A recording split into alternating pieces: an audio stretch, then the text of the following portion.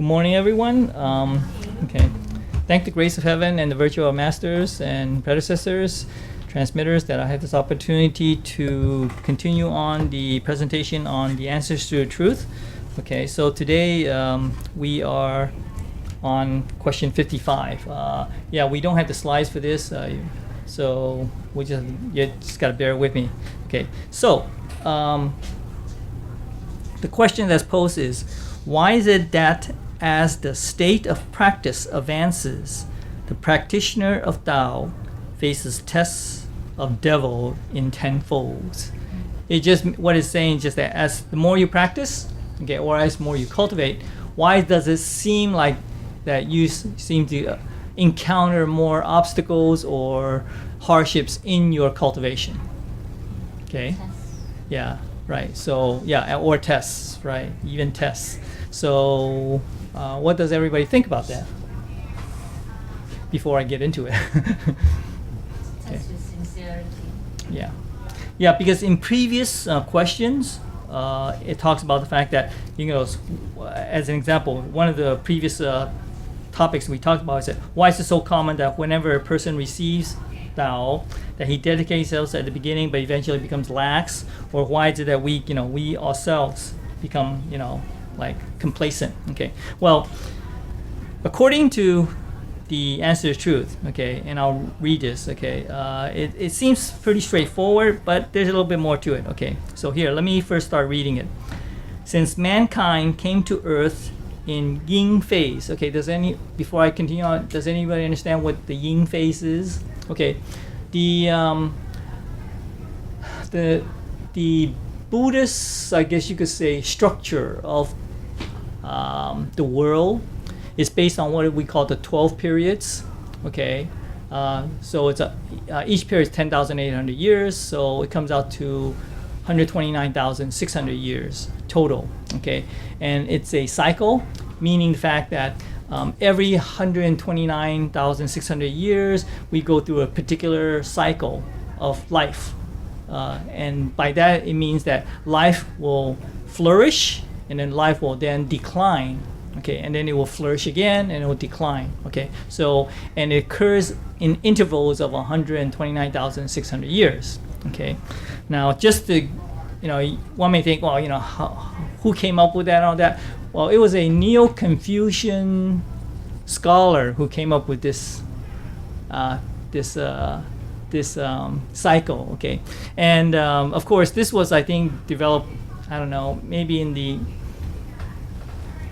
early BC or early AD time frame, okay? In other words, over 1,000 years ago, let's put it that way, okay? Probably, okay? So now, one may think that, this type cycle is very, like, arbitrary, right?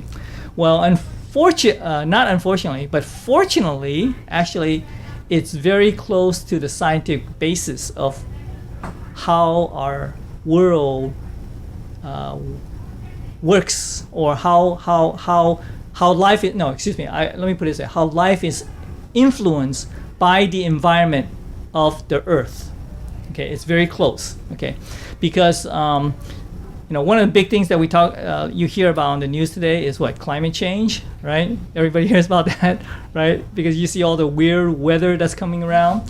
People say, things that usually happen every 10 years now happens every year, and things that happens every 100 years happens like every 10 years. Okay, in other words, our weather is becoming more extreme and all this stuff, and then we say, okay, it's due to our human involvement. Okay, but if you were to exclude the human involvement but look at the natural environment, okay, according to science, the Earth or the life on Earth is very much influenced by particular cycles, okay? There's 4 things that affect the cycle. They are currently called the Milankovitch cycles, okay? And what happens is that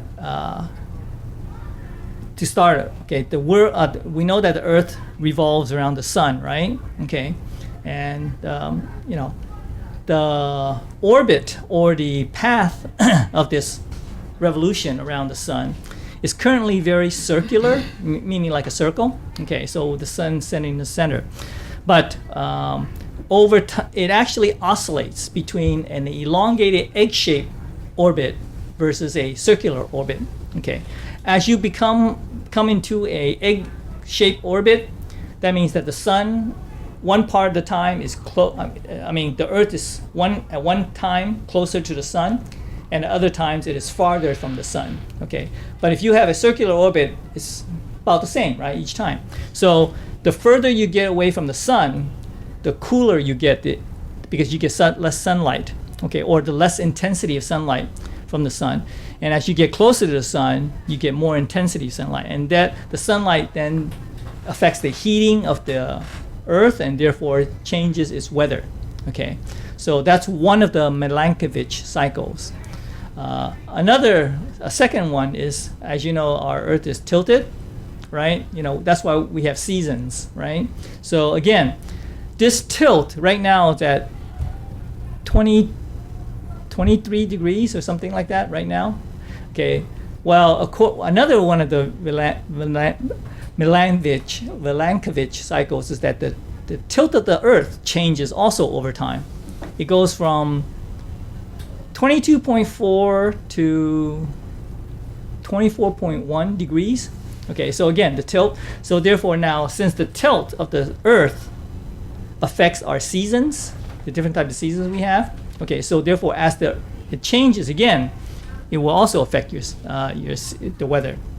Okay, then the third of your Milankovitch cycles is, that tilt is not fixed.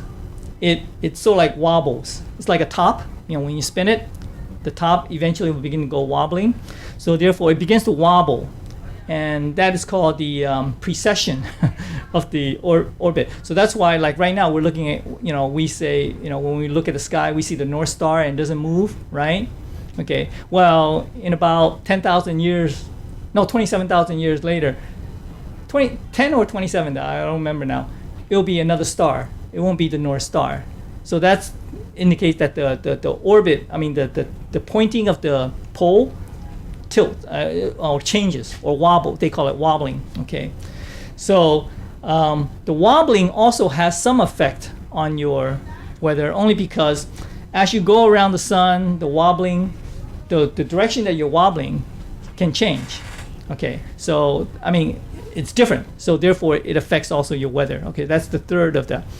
And then the fourth of the Milankovitch cycles has to do with, wobbling, precession, orbit. Okay, orbit, wobbling, precession. That's three, right? Is there a fourth? I wonder. No, I thought there was a fourth. Isn't that the North Pole magnetic reverse? No. It has nothing to do with reversal. That's another aspect, but that's not related to what he calculated. But anyway, so the important thing is that it goes through cycles, and so therefore it goes through. Also, I'm not so sure if this is the fourth. Maybe it's wrong. As you know, that our solar system, right, the planets and all that stuff, go around the galaxy. We're in the Milky Way galaxy. Just so the people know that. Okay. The way we orbit around, it takes like 200 million years. This is not one of the cycles, but another, like the magnetic pole reversal. This is also another thing that can impact the Earth, and that has to do with the fact that when we orbit around the galaxy, we don't orbit like on a plane, like on a disk. It's not a flat plane. We actually orbit above and below the plane of the galaxy, as we go around. We go up and down, and this happens to be every 27,000 something years. It does that, okay? Which happens to be, by the way, the Inca long count calendar. Okay, remember this 2012 thing? How everybody says the world is going to end at 2012? The movie. Anybody see the movie 2012? No. Yeah, it was alright. I saw it, but a lot of people were predicting that 2012. The end of the year, the end of the world, whatever. And NASA was saying, that's just BS or whatever. But it is true that every 27,000 years, we do go through one cycle of the travel of our travel as we go up and down above the plane of the the galaxy's plane. Do you know what I mean by galaxy's plane? Which is the plane of, it's not like saying, you take a spinning disc, you spin it, okay, so the disc stays flat. Okay, so that's like the galaxy. But the way we travel around the galaxy is not we stay flat on that plane, like orbit around the sun or whatever. We actually go above it and then below it, above it and below it. Now, why that has an effect? Only because of the fact that when you go above or below the plane, you meet more cosmic, outside the disk or the plane of the galaxy, there's more possibility of chances of being influenced by instead what's called the cosmic, the cosmic influence, meaning that it is outside the influence of the galaxy. Okay, so but anyway, a long story short, we're still in the yin phase. Okay. So anyway, the point is that it is there are things that influence life on this planet. Okay, whether it be due to weather mostly. And or sometimes we get volcanoes, right? And also we have meteor impacts that killed all the dinosaurs, remember? Okay, so the point is that life goes through cycles, okay? Now, why in the 12 phases, this is the yin phase is the third phase, okay?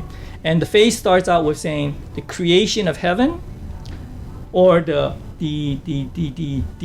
ascent or the flourishing of heaven, if you want to call it. Then the second one, and each is 10,800 years. The second one is called the creation of the earth or the physical earth, and the third is called the creation of humankind. Okay, so that's why it's called the yin, and that's why we came to the earth in the yin phase. Okay, it just means that it's the flourishing or the beginning of the flourishing of the yin phase. Now the yin phase to this currently phase, does anybody know what phase we're in now, right now? Wei. We're starting the Wei. Okay, Wei. Okay, so it's 子丑寅卯巳巳未。No, 巳巳午未. Yeah, 午未. Okay. Yeah, 午未酉戌 no 酉子戌亥. Oh,辰酉戌. 申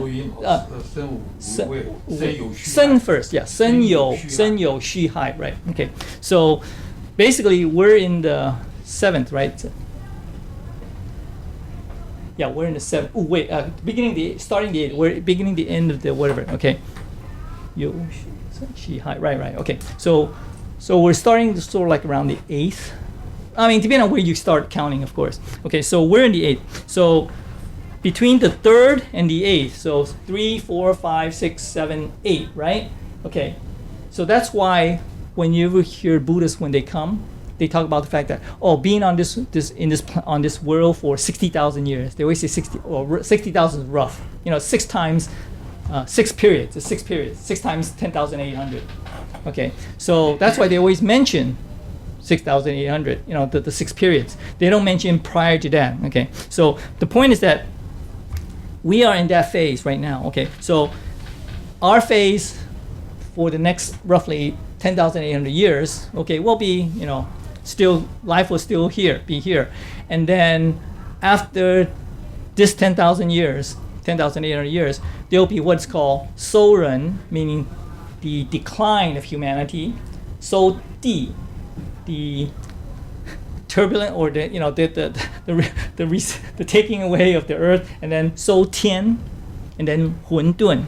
And then we start again. 子丑寅卯. We start all over again. Okay. So basically that's where this yin phase comes out. That's a long story. It's a topic in itself. Okay. So I won't get into it too much.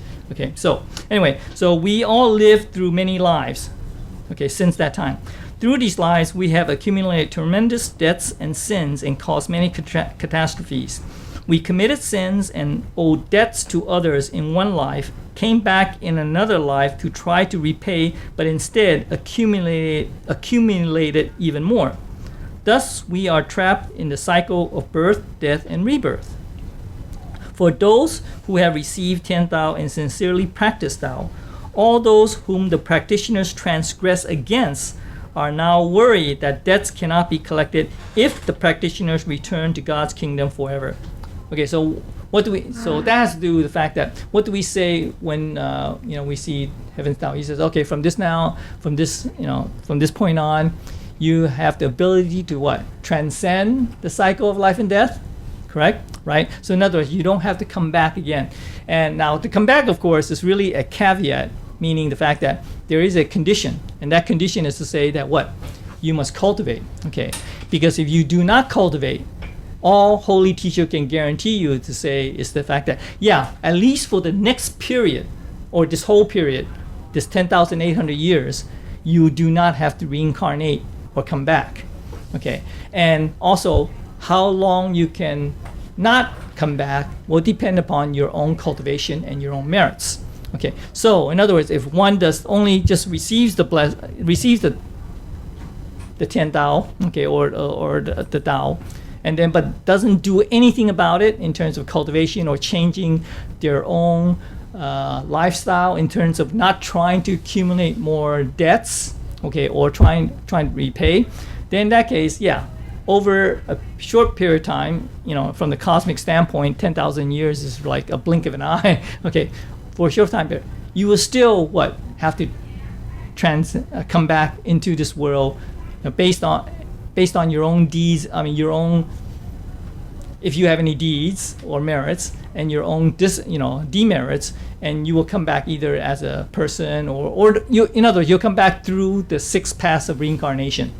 Okay, so this I guess you could say grace period, okay, it's just that. It's just only a period that if you don't do anything about your own cultivation or changing your lifestyle habits. Okay, so now let's assume that we do receive the blessing and all that stuff, but we, I guess you could say, don't change. Okay, then that will happen. If we do change, try to transform ourselves, then your period of time before you come back will be longer, okay, or may not even have to come back if you can achieve becoming enlightened, a Buddha, in this lifetime, okay. Now, but that only speaks of the future. So the question is, how about all the past deeds that we did? Remember what I just read, that you have already accumulated all that stuff. What's going to happen then? Because all those debtors, those people that you are indebted to, saying, hey, we can't get any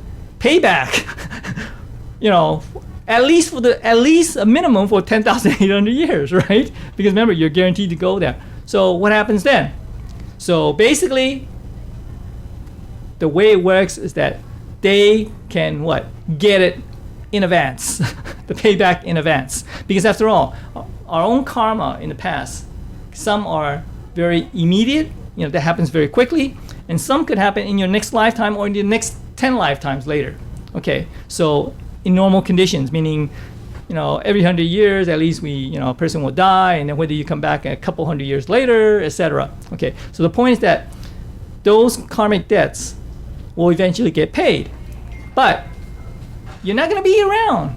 You're not going to be available for the next 10,800 years. So what happens then? So heaven allows the debtors to collect before you leave this world in this lifetime. So that is why in this lifetime then, now if I read further along, you see what's happening. So they approach the judge of the underworld for justice. That's the debtors. Okay. Since the judge of the underworld is fair and just, he cannot prohibit them from collecting. Thus, the manifestations of karma of these practitioners will be accelerated. Okay. This is why these people will encounter obstacles such as being possessed, running into accidents, or getting severe illnesses, etc.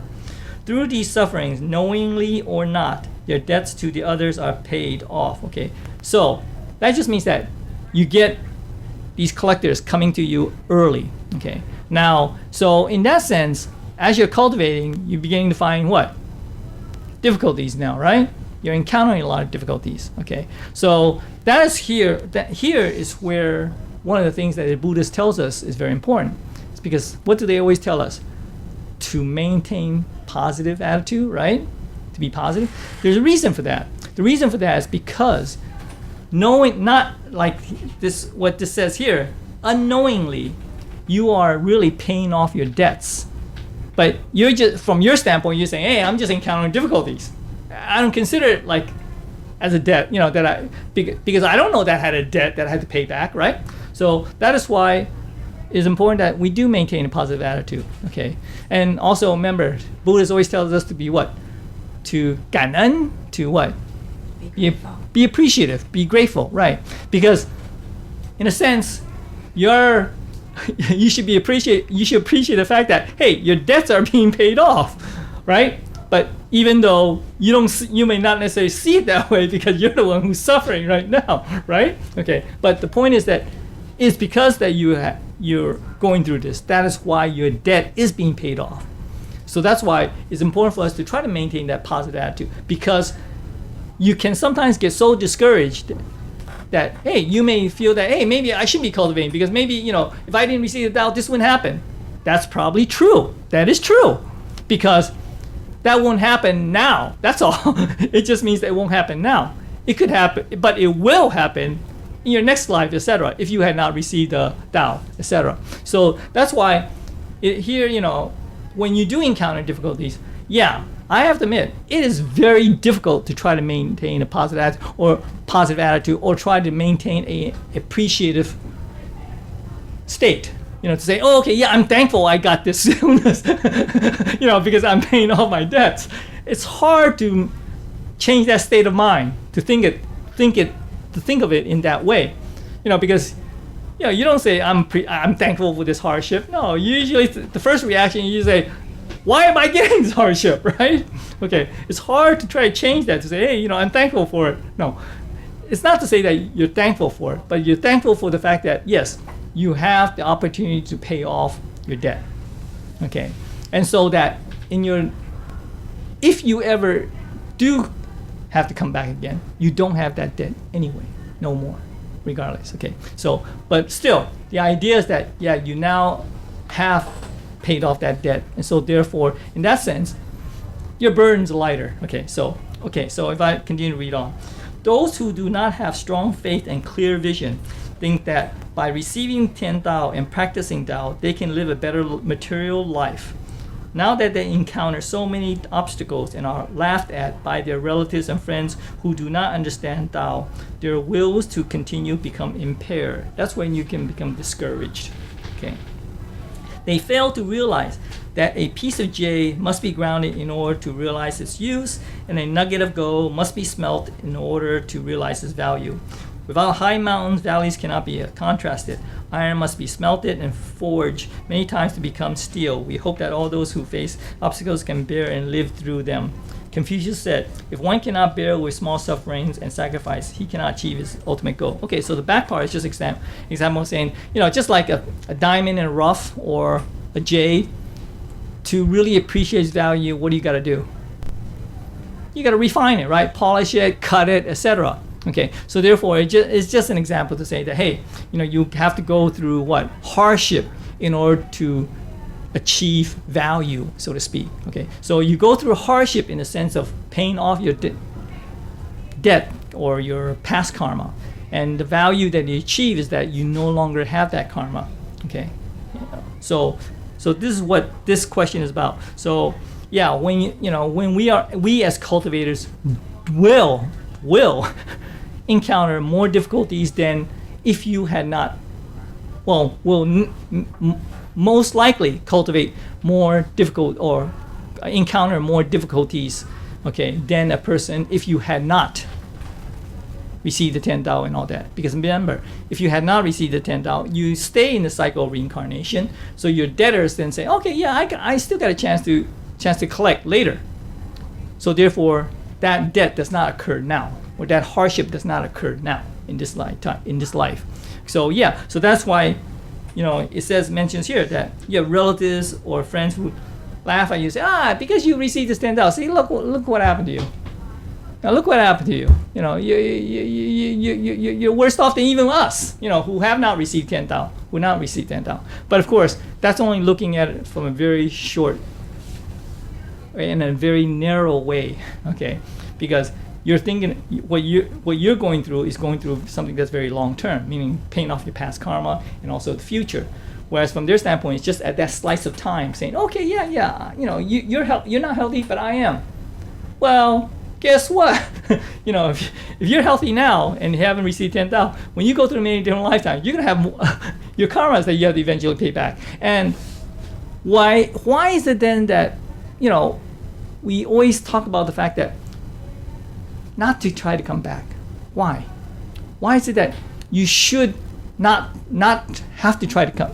Not have to come back. Why is that? At the very beginning, what does it say? It is when we come into this world, we are very much influenced by the, I'll call it environment. By environment, I mean like our senses, and the environment.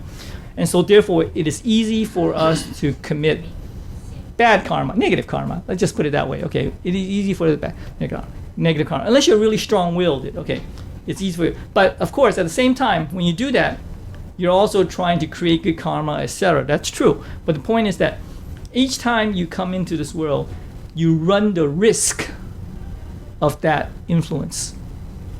Okay, so the more times you come to this world, the more chances are you get influenced by it. And as you get influenced by it each time, you can what?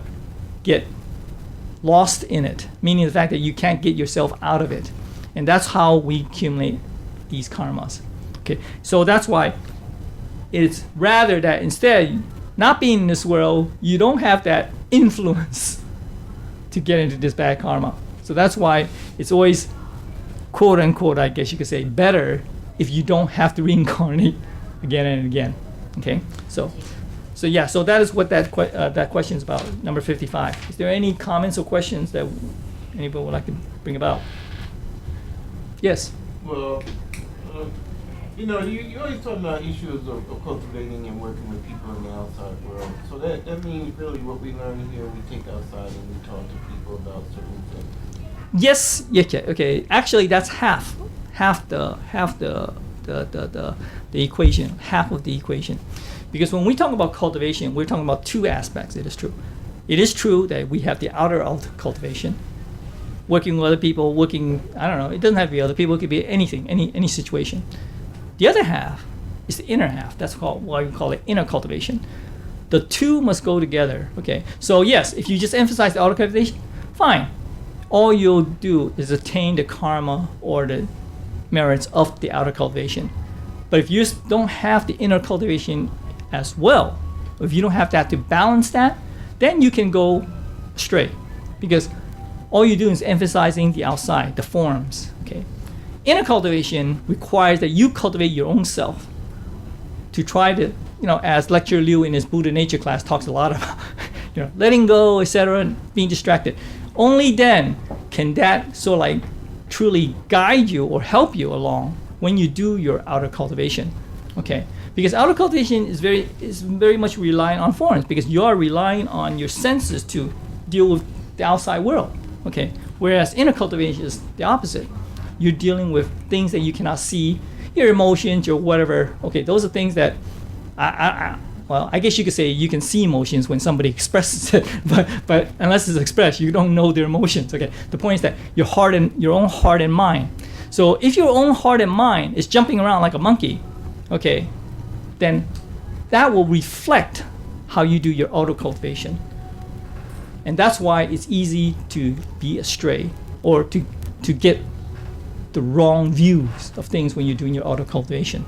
Okay. Well, continuing what I was saying is that, you use the issue of, you got to make payments on certain things. And right now, addressing the issue of, the internet scammers and even phone scammers. Yeah, there's and beside, where, yeah. Some people may get the idea that, okay, well, somebody calls up and say, the scammer, you got $1 million over here and you send in this money and you get the money back. And that's where we have a little, element of confusion. Oh, no, okay, yeah, but think about it. When you deal with the outside world, right. We have a lot of interaction. And how does that arise? One has to look at the root of the problem, because it is true. Because in the Tao, or in the Buddhists, they always talk about the root of the issue. Because if you can truly understand the root and to change that, then everything else follows. But if you are not able to understand the root of the problem, then of course it's easy to get misled. Okay, so that's why Buddha also talks about the fact.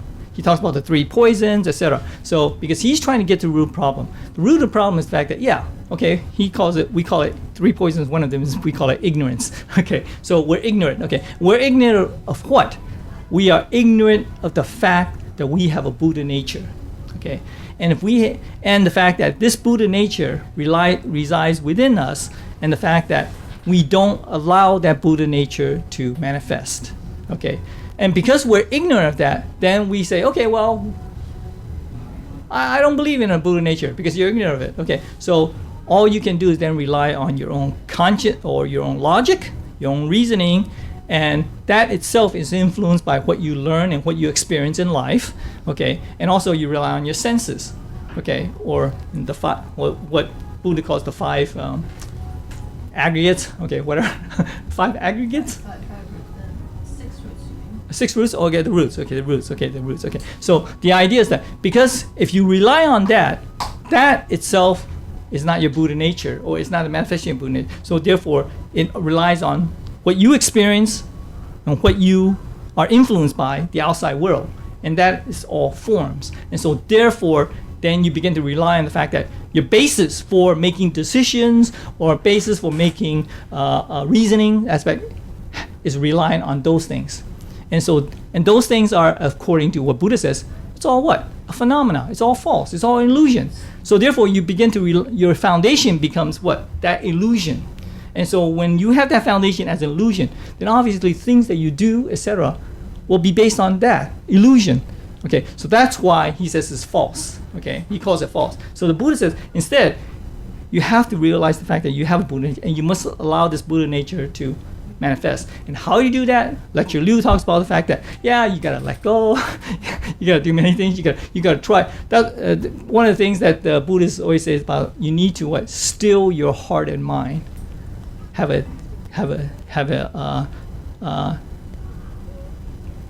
qingjing state of mind, so to speak, and only then can you not allow your human conscious, etc., to interfere with the manifestation of your Buddha nature. Okay. In a way, is how we should all have some sort of control. Well, you start with self-control. Right. Yeah, definitely. You need to have the Yeah, self-control. that's true. It's precepts, 戒. You need to have that as your fundamental. Like you're not supposed to do this, and you're not supposed to eat that. You individual will have that knowing inside of you, but you don't know that's there. So you base on all your 6 roots to interact whatever the situation that you encounter and the environment. So that's what Buddha want us to do is go find or go reveal that true self. That's the one who should be the master of your human being as a human being. Yeah. Yeah, but you're also dealing with the issue of judgment, and somebody or some entity or something is saying that they're a lawyer or they're a judge, and they're trying to get you to pay a fine, and the fine or pay the fee, and you don't know really, as far as dealing with. Then are you leading them to being subjected to the issue of paying something by some of these scammers? So this is where, you have to be cautious as far as what's going on with it. And then really, who is the judge? Something done. And he does the issue that God didn't charge $1 for But, we deal with the issue of, seriously, this issue of fees, and then dealing with the fees by the government itself. And that's where we're not, it's kind of like out of control as far as dealing with the reality of our value system. So when you deal with the spirituality and what is the real issue of, paying a particular debt or obligation or, dealing with your obligation, there needs to be some type of, reality check as far as what's going on within the religious world, monetary world, and the business. Yeah, here, because in your specific case that you mentioned, if you look at it from if you stand away from being the involvement of that person, you look at it, what you're looking at is really essentially what? Issues that arise or bad things that people are doing, okay, to create these situations, okay. So therefore, from that particular standpoint, from a spiritual standpoint, it's hard to relate to that because of the fact that that is just a specific issue of like doing something, okay. It's not, it doesn't really address the fact that why are there these scammers in the first place? It doesn't address that. It assumes that, oh, there are some people who's going to be bad who are going to scam. It assumes that because that's why you have that, because they say they can prevent or even, say that, oh, okay, pretend I'm a judge or whatever because they're all scammers or con artists. So it doesn't really address why there's those people in the first place. It does address the fact that it said, oh yeah, maybe we should have laws to prevent all these things. We should have people we should create laws that has moral ethics or whatever. Okay, but then what that becomes is what? Rules, regulations, etc. It's all outward, okay?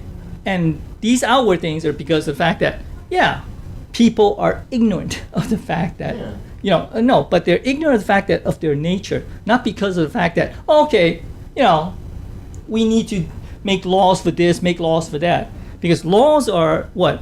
Are what we create, not what God creates, okay? Laws are what we create, okay? Because ethics and morality is what we create, okay? So that's why when we talk about the 10 Tao, of course, we are talking about the root cause. The root cause is, why do you have these people in the first place? Okay, and to try to prevent having these people in the first place. Okay, so, but when we talk about the later on manifestations of these things, then we're talking about, okay, we need to create laws to do good. Creating laws to do good does not make a person necessarily good. He just has to follow the law, right? Okay, the law tells you, don't kill, okay. So you try not to kill because you know that you'll be punished by the law if you get caught. But if you think that you can get away with it, do you think you can still kill? Yeah, you might. You will. So therefore, that means that the fact that you're willing to kill or something implies the fact that what? You yourself do not have a conscious or recognition of the fact that, hey, you shouldn't kill. Okay, so the idea of Tao is the fact that, yeah, you should have this conscious understanding that you should not kill. Not because there's a law that says you should not kill. Okay, so that is why there is a difference. Okay, so yes, it is true that you still have to deal with all these things because you're in this physical world and these things, events happen. And so therefore, yeah, in that sense, yes, one should try to have good people create good laws or ethical laws that support this morality, like what Confucius was doing when he was traveling around. He was trying to create laws that try to say, hey, this is what's called a moral character. What's called a moral character. This person is moral because he follows these whatever rules, and therefore he should be in a position of high rank so that he can discharge those his duties and all, create laws or whatever. So yes, you still need that in the sense of when you're still in this physical world. That is absolutely true. Okay. However, Buddha himself was trying to address what? The root cause of this creation, the need to create ethical laws and all that stuff. He was trying to address that. So that's why there is a difference. Okay. So one is, things are already happening, so you have to do something about it. True. Buddha is saying that why should you have these things happening in the first place? That's what he's talking about. So he's saying, why should you end up with these situations? He's saying, no, don't, he's saying, hey, if you understand your Buddha nature, you don't end up with these situations in the first place. So that's why, on the one sense, it seems like he's saying, all these rules and whatever that you're talking about is irrelevant. No, it's not irrelevant in that sense, but it's irrelevant in the sense of how he sees it. That's true. Because he's saying, if you deal with root cause, there's none of this, so there's no need to discuss it because none of that exists anymore. But if you, however, do not understand your Buddha nature and all that, and stay with the ignorance and continue to live this life, then you will create these things. And therefore, you have no choice but to discuss this. Okay, but having to discuss that fails to what? Highlight the fact that, hey, you know what? You could have started out without this in the first place. See, so that's why there's that difference. Okay, So, any other questions or things that you want to raise? Nope. Okay. So let me then continue with the second one. Okay. This one's very short. The next two are very short. Okay. 56. If a person sins when he is young but repents and practices Tao in his old age, can he attain Tao? Well, let me read you what he says. The sea of suffering has no shore except for those who repent.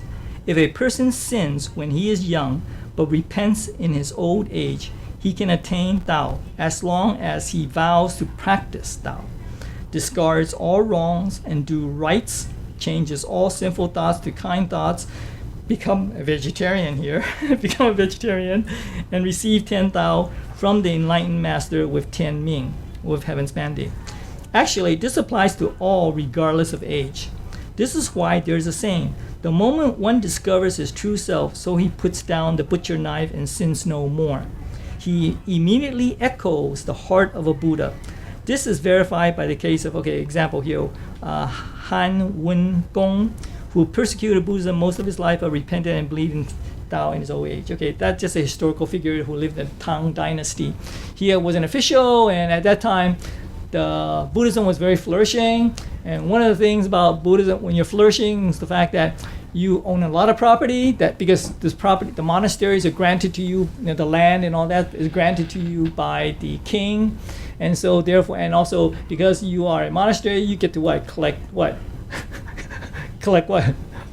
Money, etc. So therefore, at that time, the temples were very rich, I guess you want to call it, compared to the common people, and they had all these tax-free land or whatever, and so therefore he thought that it was unfair, to the common people. So he started saying, hey, we should tear these monasteries down. We should distribute the wealth and all that stuff, distribute the land to the people, because after all they're peasants or whatever. And so he started persecuting these. Well, he went after a lot of these Buddhist organizations, and later on he came to realize, hey, what he's doing is exactly what I mentioned earlier in the first topic. These things are created, so therefore you need to try to create a balance. But the whole purpose again is that he missed the point of the fact that Buddhism the essence of Buddhism is trying to do one thing, to try to change, to make you enlightened, versus the manifestations of it, which the way people create these situations where we get to have tax-free exempt and all that stuff, blah blah blah, and we get to collect money, and then you create these imbalances. So that the point here is the fact that if a person, regardless of how much wrong he has done in the past, you can still become a Buddha. A very good example is one of Buddha's main disciples. One of his Buddhists is, I forgot his name now, but he ended up getting killed, so to speak, because he allowed it to endure. Remember what Lecturer Liu talks about Buddha nature? He says, karma does not come into fruition if you do not allow the conditions of that karma to arise, right? So one of his disciples, a very good disciple, he eventually became arhat. He had committed a wrong in the past, one of his lives. And he committed one of the biggest wrongs in Buddhism. Buddhism had 10 big wrongs, right? One of them is what?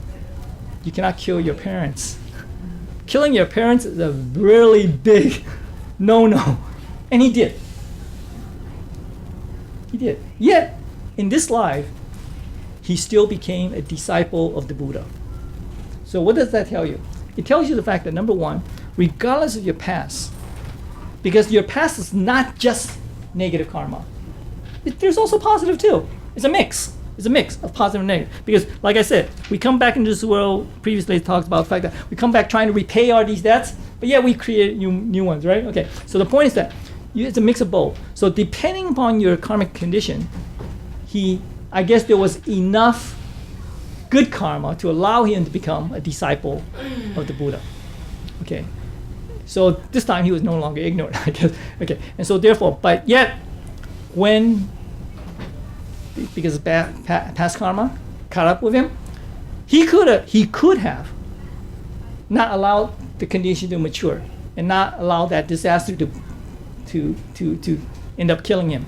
Okay, so but instead, what did he do? He goes, no, that is my past karma.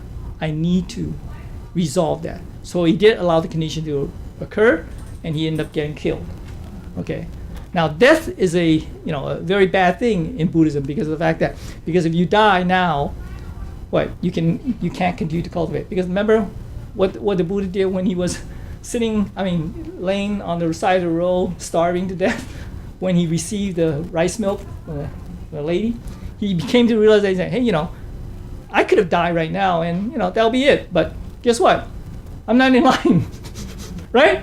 So he took the middle road, right? So therefore, yes, you could have, you need to not go into extremes. The point is this, that if you can, yeah, maintain your health, definitely.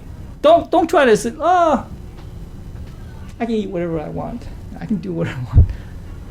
I can do dangerous sports, like do skydiving, well, which is a very dangerous sport, by the way. It is. No, it is. And also this new thing called what? Instead of skydiving, is actually you're flying. You're in a websuit.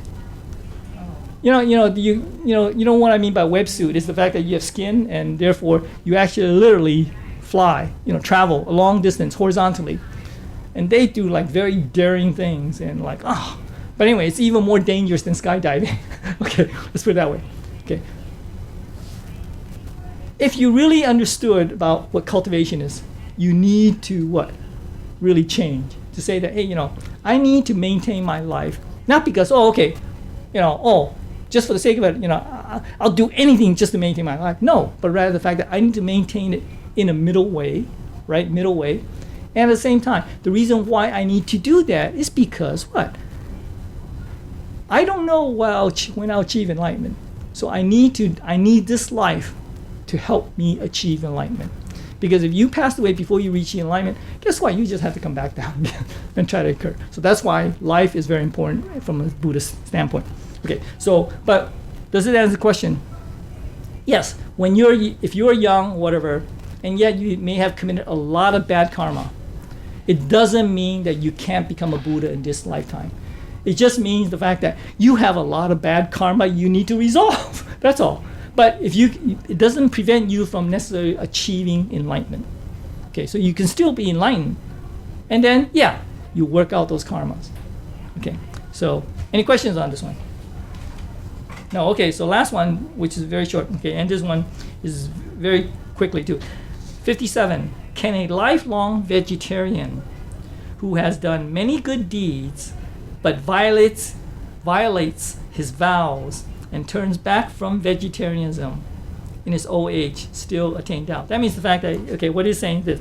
Okay, a person who was born a vegetarian, let's say, or at a very young age started being a vegetarian, and then after so many years, middle age or whatever, maybe, okay, he decides not to be a vegetarian. Okay, so he started consuming meat and all this stuff, and then when you're close to very senior, he realized, hey, this is not good. I need to go back to vegetarian again. Okay, so does that help in a way to offset his non-vegetarian days? Okay, the answer. Okay, this type of person has good foundation. That's why he became vegetarian, but lack firm commitment to their vows. Since they lack wisdom and vision for the truth, they stray away from the enlightened teacher with Tianming. That means they stray away from the transmitter. That is why their hearts become reversed and they abandon accumulated merits. As their emotions and desires take over their minds, their merits start to erode and they'll finally totally depleted. And eventually they will stray in the cycle of birth, death, and rebirth. They cannot attain Tao. Okay, so what this is saying is this. The importance is not whether you were vegetarian for a period of time or not. And then for a very short period of time, how long that is, doesn't matter, that you are not a vegetarian. The important thing is the fact that you have violated or your own vow, or you have backtracked on your own vow. That means the fact that you do lack the commitment, because whether it's due to conditions, like whether it's family pressure that you say, oh, okay, you need to eat meat, blah blah blah, or peer pressure or whatever condition, you reverse from your original intent, then in that case, it is, well, here it says they cannot attain Tao. I just think that it's, yeah, you will not attain Tao in this lifetime. That's all. In that particular lifetime, that's true. Okay, so therefore, yeah, you will reincarnate through the sixth path of reincarnation, even though you can say that you received 10 Tao. Okay, so again, receiving the Tao just means that, yeah, for the next 10,000 years, that's true. 10,000 years, you don't reincarnate. But definitely after that period of time, you reincarnate. Because of the fact that having that portal open allows you to go up there for 10,800 years. But by reneging on your vow, it's very much saying that, hey, yeah, it's like almost saying like, yeah, you did make a vow in the first place. Okay, so therefore, depending on your other cultivation, other aspects of your cultivation, okay, that can influence how long you stay, but you definitely will have to come back down through your six paths of reincarnation. Okay, so when we do make a vow, especially, these vows in the temple, yeah, you definitely want to stay with that vow. That's why we don't encourage people to say, oh, just make the vow. No, because we always make sure that you are definitely ready and can maintain that vow. Okay, now this one's specific to vegetarianism. Okay, now, it could be others too. Okay, but the point is that, yeah, you definitely want to make sure that you can maintain, you're committed and can maintain that vow before you take the vow. It's very important. Okay, I mean, we don't stress that enough when we have people, make vows, because we try to encourage people. Yeah, it's good that you're trying to encourage people, but you have to also look in the long term, not short term. Okay, any questions? I have some after the class. Okay, sure. Okay, so if there's no more, then our time is up. So therefore, we'll probably finish the 58 through 62. That's the last of this, the part 3. And so I wish to thank the grace of heaven and the virtue of our masters and predecessors and transmitters that I have this opportunity to present this class. If there's anything I may have said incorrectly about these explanations, I hope the God, Buddhas, and saints will forgive me. Thank you very much.